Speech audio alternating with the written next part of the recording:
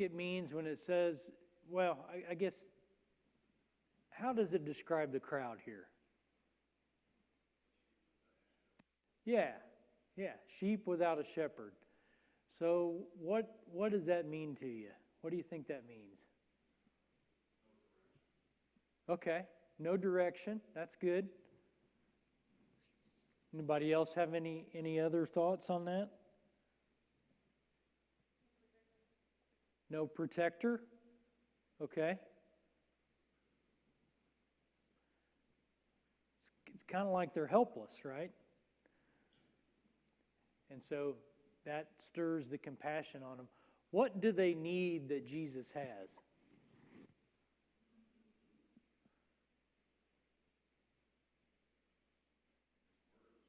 Yeah.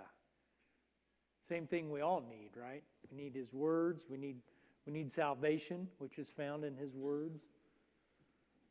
They need spiritual food. And if they've got infirmities or other things, they have, some of them have needs of physical healing too. So they need a lot, and he's the one that has what they need. We know that all of them would not be all healthy. They'd have all kinds of diseases. And Jesus is not going to back off. He's going to heal a bunch of people. Right. The tenderness of Jesus' heart and his compassion for the people, is going to trump his physical need for rest, right? And so he's going to put that on hold so that he can serve them.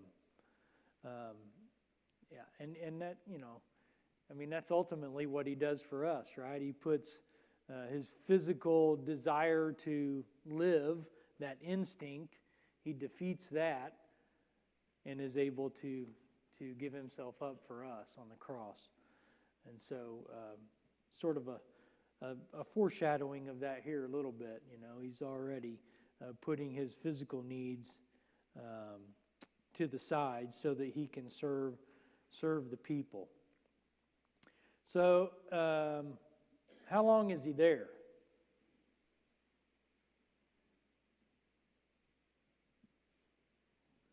Yeah, must be a good little bit all day, because what time is it getting to be?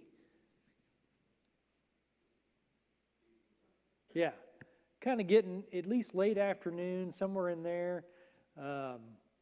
What other time would you say it's getting to be? Supper time, dinner time, right? Yeah, that's my favorite time. Yeah, it's time to eat.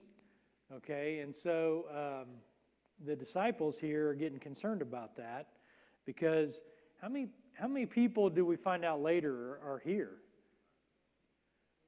5,000 of what kind? Men.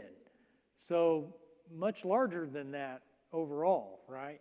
We don't really know exactly, but this is a lot of people. Say again? Yeah. If there was if each man had a spouse with them and maybe a child, that would have been 15,000. If there were multiple children there, could have gone much higher than that. Yeah. What's that, Randy? Yeah. Right. Yeah, quite a crowd here. But just, I guess, think of the 5,000, right? 5,000 men. So we know it's much bigger, but still, 5,000 men, that's a significant number of people. And what is the big dilemma? Okay, yeah, food. Because they've been there probably a good part of the day. They're out there. It's a desolate or secluded place. There's really not a lot of resources there. What do the disciples ask Jesus how to handle this? What do they say? Go ahead, Megan. Yeah. Yeah, it's getting late and it's about time to feed these people. We don't have anything. We need to cut them loose so they can go into town, right? Go into the villages and the countryside and try to buy themselves something to eat. Um, and how does Jesus reply to that? Yeah, you guys give them something to eat. That's an interesting reply because Jesus would have known that they didn't have enough food to do that. So, what do you think Jesus is doing, setting up here? What's he doing? Yeah. Sort of setting the stage for him to be able to do this. And I mean, what's the motivation? Okay, teach them what, you think? Okay, yeah. So I mean, ultimately, that's the main purpose of miracles, right? To confirm that what the person who's doing the miracle is saying is true. And so that's it. And so Jesus is setting this up so that God will be glorified and that it'll be teaching the people something about who he really is. And so he's laying the groundwork here. So yeah, he tells the disciples, you guys feed them. And of course, that's a problem, right? Because they don't know how to accomplish that. And so one of them says, do you want us to go and buy 200 denarii worth of food? So how much is that? How much is 200 denarii worth of bread? What's that equivalent to, you think?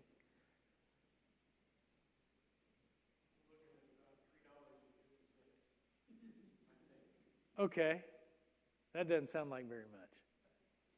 $3.50. In their time, what did it equate to? Yeah, pretty close to, wasn't it like 3/4 of a year's worth of wages total, something like that? A denarii was like a day's wage for the average worker, right? Yeah, and so 200, 365 days in a year, 200 would be, I don't know what that math is, but close to 3/4 of a year's salary. So it's a lot, and doesn't, it's almost like they're asking that, kind of sarcastically making the point, hey, this is out of our realm of being able to accomplish this. And so how does Jesus react then?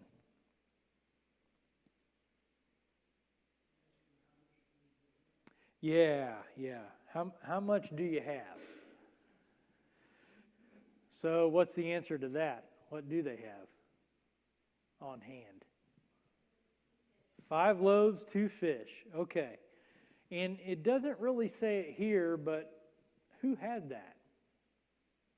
Do we learn from other accounts? Yeah, there was a young lad there, right? And he had these 5 loaves and these 2 fish. So that's really all they've got. So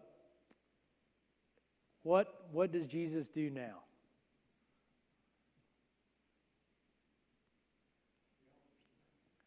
Yeah, I mean, he doesn't miss a beat in the recording here of what happened. Jesus doesn't miss a beat. He said, okay, 5 loaves, 2 fish, let's go. And he commanded them to sit down into groups, and he proceeds to feed them. But yeah, the first thing he does is he offers thanks. And I guess the bread that they made here would have been kind of hard. And so he breaks it, and that's kind of, they say that a lot, breaking bread. Well, I think that's actually, it becomes a term that equates to just sitting down and eating together. They're breaking bread. But he literally was breaking bread because this stuff was kind of hard, right? So he's breaking the bread. But first he gives thanks. The other thing that's interesting is he tells them to sit down in groups, and I guess I don't know. Any thoughts on what the significance of that is? That's what I come up with too. The only thing that I can think about there is that maybe it's just easier to manage dispersing the food and handing that out. Randy? We've always, and obviously that's what we're going to teach the kids. The miracle is the bread and the fishes, being multiplied. But to me, the real miracle is the logistics of this. I mean, have we all been in Baker's Life Field House when it's sold out? When there's 15, 17,000 people in there. And obviously the logistics of the place, you can't do that there, but you tell all 15,000 people, I want you in groups of 50 or 100. And then we're going to distribute this in an orderly fashion so that you can all eat Yeah. in a timely manner. And that's just staggering to Yeah. think about the logistics. I mean, we to put that in perspective, if we're in a classroom and there's 30 of us in there and the teacher says, I need you in groups of 5, we're all like, what do we do, right? Yeah. Yeah. I'm sure there was a little chaos that went along with that, right? But they got it done. And it was orderly, at least it seemed, because they were able to get that accomplished. And another thing I take note of too is they were sitting down on the green grass. So what does that tell you? Or does it tell you anything? What? It was hot? Okay. Well, okay. The fact that it was green grass probably makes it more like early spring. Because in this area, the grass doesn't last super long. So it gets burned up pretty early. So it kind of leads you to believe that this is probably April-ish time frame. Just to, so you have a little better handle on what's going on here. Okay, so he tells them to sit down and by hundreds and by 50s, and they sit down. He takes the loaves and the fish. He says the blessing, and he gives them to the disciples, and they are going to disperse them to the people, and he divides the fish up as well. So is everybody able to get something to eat? To what extent are they fed? Yeah, satisfied, right? They were satisfied. So, so it met the hunger, right? The food. How do you think the stuff tasted? Delicious?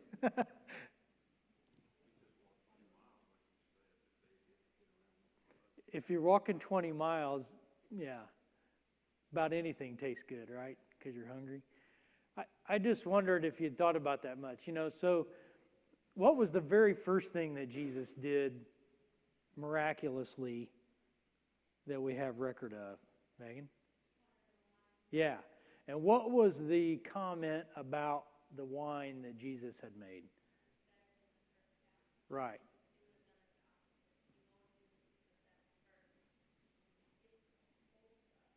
Yeah. Yeah. The stuff that Jesus made was significantly better to the point where the man at the feast made a comment about it, right? And it was unusual for him to do it in that way.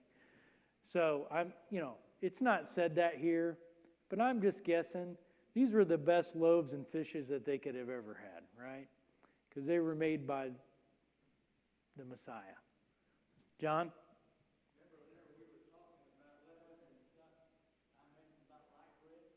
Yes. Well, on a column on this, in my book, it says this was not light bread. Okay. More like a big, oversized bagel. Okay. One of the accounts specifically tells us that these were barley loaves.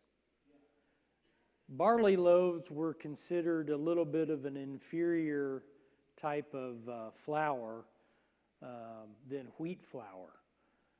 So, not, more of a commoner's type bread this would have been. But again, my guess is because Jesus is the one that served this and made this happen, that, when it says that they were satisfied, I would take it not only that the hunger was met, but it was pleasing as well. Mason? I've been trying to figure out any numerical significance here with all these very precise numbers that have been listed. Okay. Because I think that's one way that when the Jews read the Torah and saw numbers, they saw Right. numbers, right? Numbers had meaning. Numbers that mean exactly. So I've been trying to figure out. I was just curious if you knew of any numerical significance in any of these numbers, or if it's harkening back to particular stories. Maybe like in that they would. I'm trying to figure out how it's so The- precise, and it seems almost unnecessarily so. Right. Like it makes a point to say hundreds and fifties in that phrase. I'm just trying to think of any other. Not that I know of. The only thing out of all of it that I ran across was the fact that they're, when they get done, there's 12 baskets. And that may have just, if it was the 12 apostles handing them out, it may have just correlated with that. But no, I don't know of any other significance in the hundreds and fifties or the 5 loaves and 2 fishes at all. Doesn't mean there isn't, but I couldn't find anything. I didn't run across it. But yeah, it is very specific. Sometimes the specificity of a story just gives you the credibility that, oh, this was a real deal, right? This wasn't a fable or mythology or something like that. This was a factual, actual event that took place and was documented. So that might be the only thing I could offer on that, but it doesn't mean there's not other things that are significant about the various numbers involved. I'm just not sure what that is. Okay, so as I mentioned, everybody was satisfied. There were 12 baskets full of broken pieces that were taken up. And then he mentions that there were 5,000 men there. So, took up more than what he started with.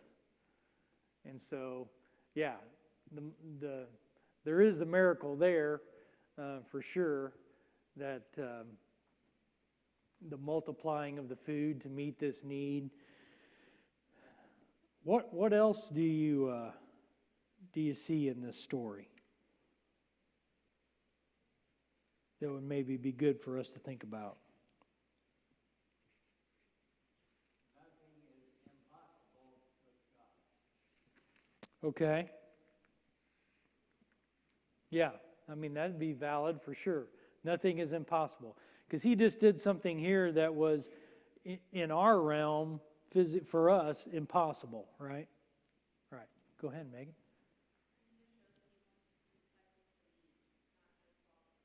Oh, okay.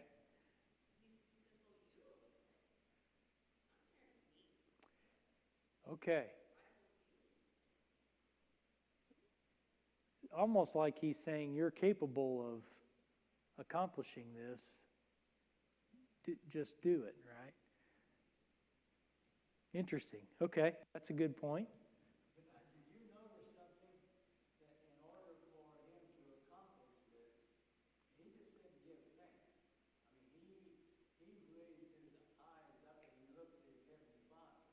He asked God to help him in this relationship. Okay. He needed help.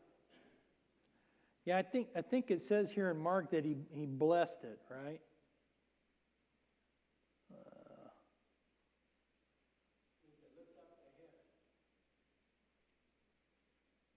Yeah, verse 41, and taking the 5 loaves and the 2 fish, he looked up to heaven and said a blessing and broke the loaves and gave them to the disciples to set before the people. Yeah, I mean, I don't know if that was any more or less than he would do on any other occasion or not like this. I mean, this is a special occasion, having this many people and only having such a small amount and getting ready to do this. I guess it is different than what he would do if he were just maybe at the Last Supper. It probably, we don't have it recorded that it was necessarily like this, right? He blessed the bread and the fruit of the vine, but don't necessarily have it recorded that he did it in this way. But I thought of all the manna back in the Old Testament. Right. I mean, that was a bunch of stuff that come down from the sky. Right. Yeah. I mean, it for sure was a special, miraculous event. No disputing that. Go ahead, Mason. So I found something. On number significance? Yeah. Okay. So the phrase hundreds and fifties appears in Exodus 18. Okay. And it's when Jethro's giving advice to Moses to appoint other people to help him. Oh, okay. Yeah. Yeah, because Moses had been judging the people like all day long, and Jethro tells him, you can't keep doing this, right? It's not sustainable. Yeah, his advice specifically is what you are doing is not good. You and the people with you will wear yourselves out. The things that you haven't produced, you are not able to do it alone. Okay. And so if that is what's called, I mean, it's a pretty similar idea, right? Like Right. the team of the apostles were out on mission. Jesus tells them to rest, but in the middle of this, they're also, they're continuing to be called to lead these people into the word of the Lord. Yeah, that's very good. So they need to divide this work up so that they can manage it. Yeah, that's a good point. Very good. Randy? Since you brought it up, I mean, you could make numbers make sense of whatever you want, but said that the feeding of the 5,000, that the 5 loaves represented the Jewish law, the first 5 books, Okay. the Old Testament, and the 12 baskets that were left over represented the 12 tribes of Israel or the 12 disciples or apostles that helped Okay. Jesus at this time. So it can mean anything you want. Right. That was one conclusion. Interesting. Okay. Okay. How about what we get out of it for us? Back to that. In the feeding of the 5,000. How about Christ's followers will be fully satisfied? And in Christ, there is enough for everyone. More than enough, right? Just like here, there was more than enough for everyone to get what they needed. And so, that's true for us. In Christ, there's more than enough. Okay.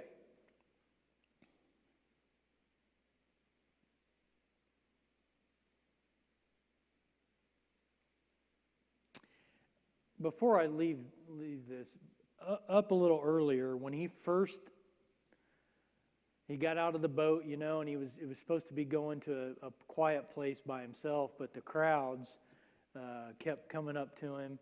And so before he feeds them here, when it says he's teaching them many things, one of the thoughts he had compassion on them because they were like sheep without a shepherd and all that.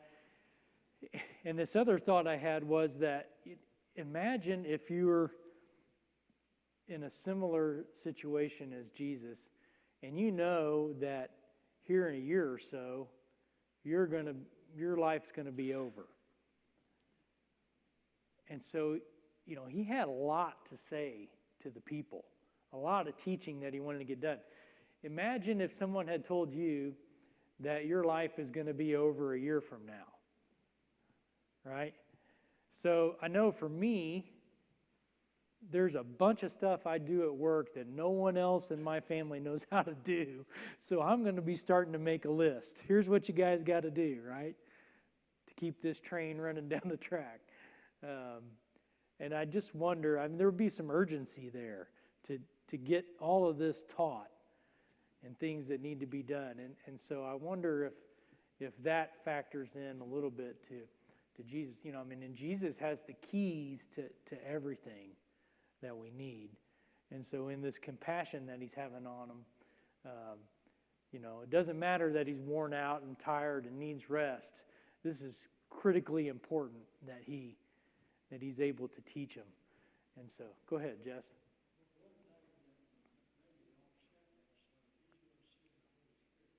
Yeah, for sure. Yeah, they're not. He's not going to give them the full revelation, is he? Yeah, the Spirit is going to complete that work and take over when his job is done. So after he's completed the sacrifice of himself to take away sin and defeat Satan, then the Spirit will come, and the Spirit's work will be to finish the revelation of his will. Absolutely. Go ahead, Rainey.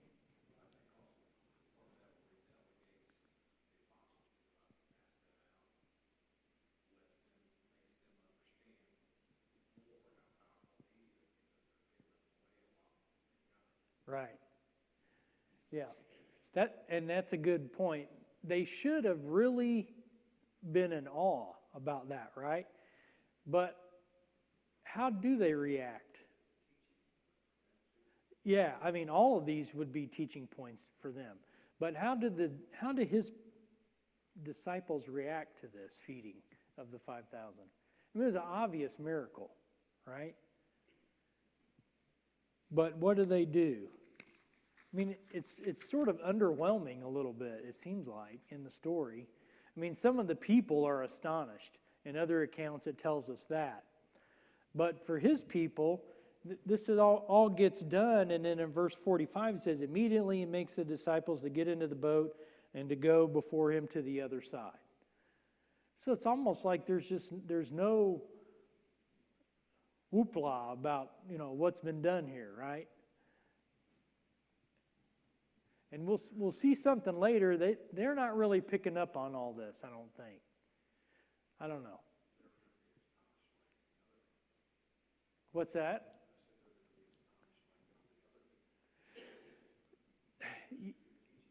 You would think, yeah, you would think. But for some reason, they're not getting all of it. I mean, I don't think that there was no denial that there was a miracle done here, right?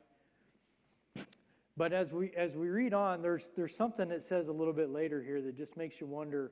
They're just not getting it all the way.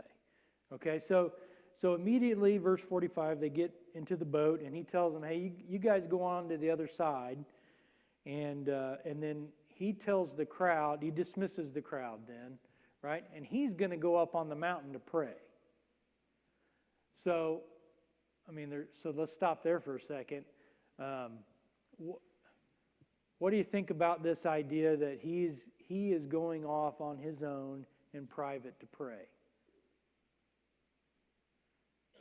What significance is there for us in how we pray?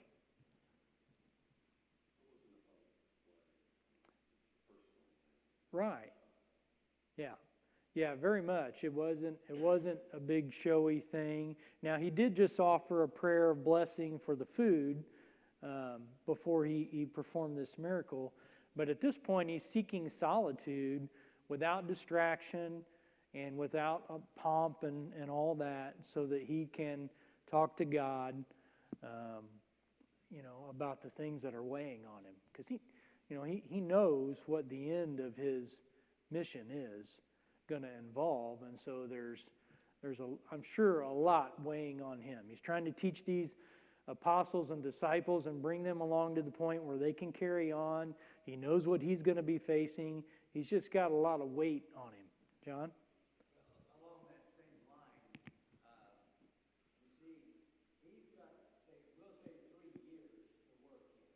Yeah. And he's got a lot of things he needs to accomplish in that 3 years.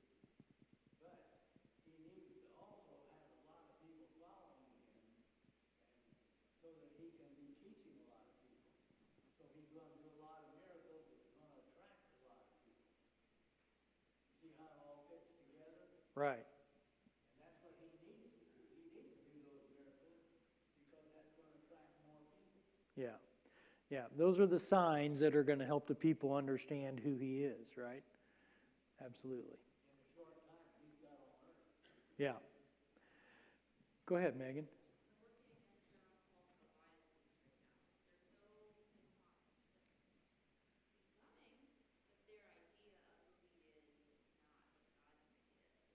Yeah.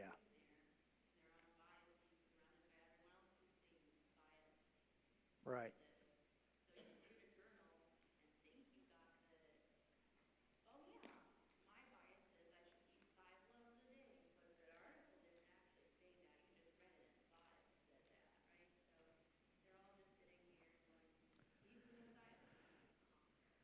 Yeah. Yeah, they were looking for the military leader to come in and kick the Romans out and restore the kingdom, right? But he's different. It's a different kingdom, and yeah, they don't understand that for sure. Glenn, did you have a comment? Luke's account says that he was teaching them about the kingdom of God. Okay. And so you're parallel to, you're going to die soon. And you're working as quickly as you can to get your family, your children, everybody up to speed on what has to be done. Yeah. You want to go out and have fun. You want to go do that. You want to be, The bucket list stuff, right? but you've got to teach them. You've got to get them to know. Yeah. And of course, the parallel for us is how quickly we will be gone. Yeah. And we have to confront the sin in our own life, as well as our friends, our children, because I'm sure you're thinking about those grandchildren, and you want those grandchildren to be Christians, and That's right. and you've got this terminal illness that you've got, but you're saying, just give me a little more time because I want to make sure they're going to be okay. Right. Of course, Yeah. we have a little better plan than we did, but Yeah. But yeah, just thinking about that maybe gives you a little bit of perspective on maybe what Jesus was thinking. just one little side note. It's not about the miracles.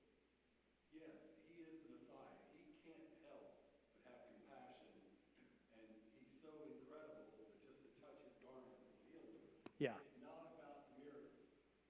For the apostles, it was about the miracles because they needed validating. He was trying to teach them about the kingdom. It was about what he said, from the times past on. It's all about me fulfilling prophecy to be the kingdom. Yeah. None of us lose anything by not seeing the miracles of God. We hear his word. That is, if you will, the true miracle. Yeah. The word of God will touch us by far more than seeing someone raised from the dead or any of that. That's not it. It's the word of God. And that's kind of tricky because many people in the world, I can see those miracles. I can do that. Right.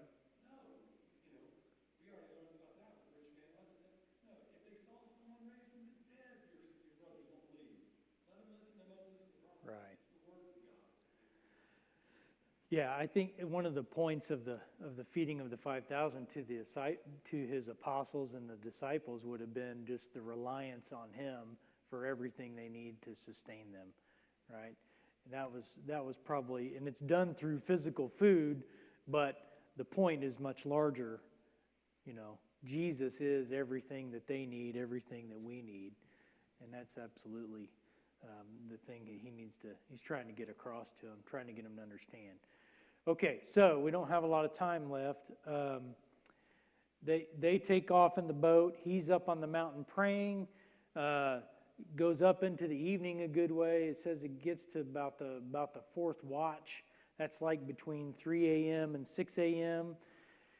And the apostles and the disciples are struggling in the boat. There's a big wind, and so they've been at this for hours, and they've only gotten about halfway across. And so Jesus sees them, sees that they're having trouble.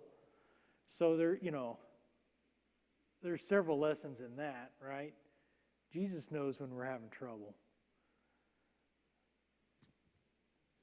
So a lot of times we just need to turn it over to Him, ask Him to help us see through it.